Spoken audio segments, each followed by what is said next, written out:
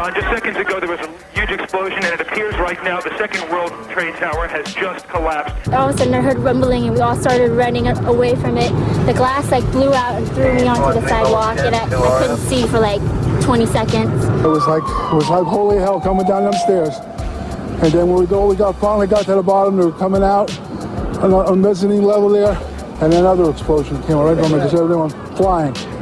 We stuck on the stairs for a while. We finally got down to the lobby. Then we get to the lobby, it was this big explosion. So I was real lucky. I don't know what happened to the people behind me when that blast occurred. And was actually on the 78th floor of the second tower, and was evacuating the tower, and experienced all these explosions and made his way back down. We presume because of the initial explosion there may have been secondary explosions as well that were detonated in the building by these terrorists. There was a secondary explosion, probably a device either planted before or on the aircraft that did not explode until an hour later. I heard a second explosion and another rumble and more smoke and more dust. I ran inside the buildings, the chandelier shook, and again, black smoke filled the air. Within another 5 minutes, we were covered again with more silt and more dust. And then a fire marshal came in and said we had to leave because if there was a third explosion, this building might not last. Eyewitnesses also reported that explosions had taken place in lower levels of both the North and South Tower. They were having coffee in the World Trade Center when the first plane struck. And all of a sudden it sounded like, I don't know where the subway is, but it sounded like a subway collision, a bomb, and it was just pounding, boom, boom, boom, and I literally thought the subway had exploded. And the ladies that are with me were in the World Trade Center in the first building and escaped through the lobby where they report they believe there was a bomb in the lobby. Just get out of the tunnel and the blue. The subway tunnel? Yeah. Yes, I was right there. I was down in the basement, came down, all of a sudden the elevator blew up, smoke. I dragged the guy out, his skin was hanging off, and I dragged him out, and I helped him out to the ambulance. And when I got up to the concourse level, it was just like, like gunfire, and then just three big explosions. And even the turnstile was burnt and was sticking up, and they just told us to run. I heard the first explosion, and the elevator blew up. And as we were coming out, we passed the lobby. There was no lobby. So I believe the bomb hit the lobby first, and a couple of seconds in the first plane hit. Firefighter John Schroeder arrived in the lobby of the North Tower shortly after the first plane struck. So we're standing there in the lobby, we're getting all together. All of a sudden, we hear...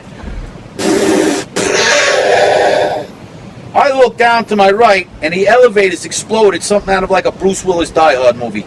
People just come running out of the elevators on fire, fireballed.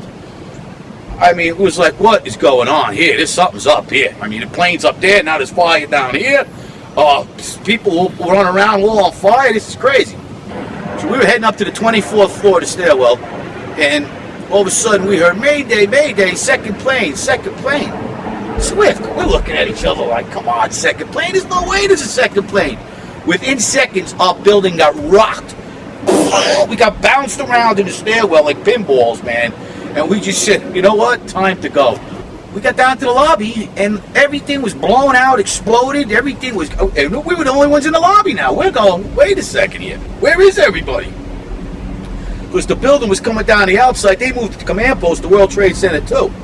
So now we're like, we didn't get no, where is everybody? We were in the lobby. It looks like everything was exploded. Everything was gone. We're like, what is going on here? We didn't know. We were like, this is crazy. But for every window in the lobby to be exploded, I mean, them windows were like as thick as forget it. They were 2-3 inch glasses. Come on. They exploded out of the lobby. Something. It wasn't from the jet fuel. No way. The elevators exploded. They were down from the lobby. The lobby was over here. That should never have happened. Something would happen there, and that wasn't. We came down. It looked like a bomb went off in the lobby. There was no fire. It just looked like a bomb went off. So, how was the largest and most puzzling architectural failure in history treated? The steel from the World Trade Center was mostly shipped overseas, eliminating any possibility of independent investigations. New York City's Department of Design and Construction contracted 4 companies for debris removal. Each was assigned a specific zone and controlled and monitored by a 3-person team.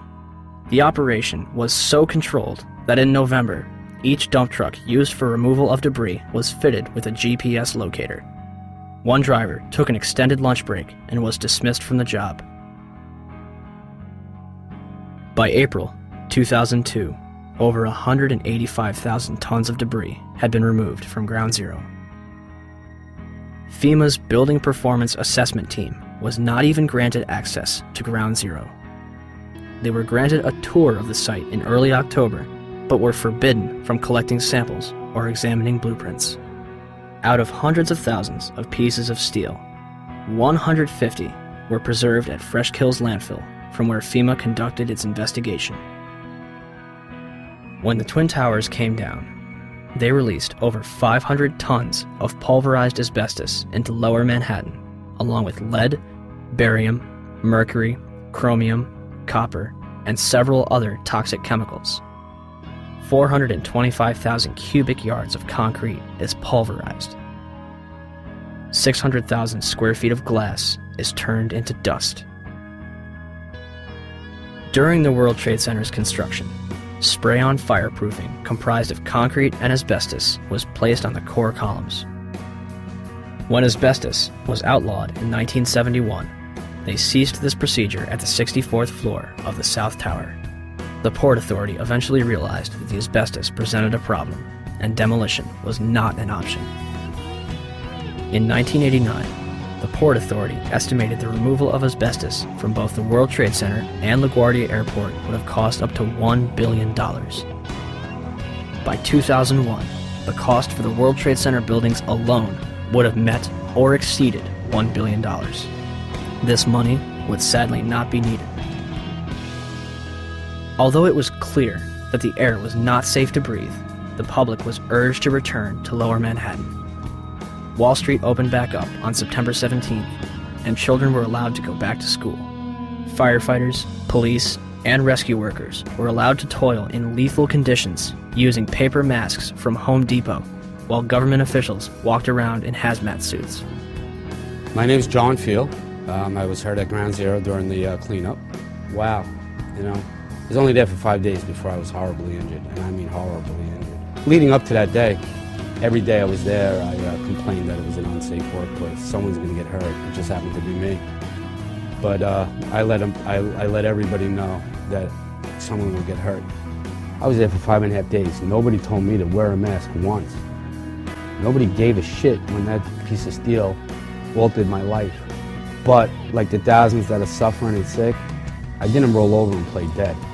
And I know human life takes a backseat to the almighty dollar, and that's what makes this country roll and run, is the almighty dollar.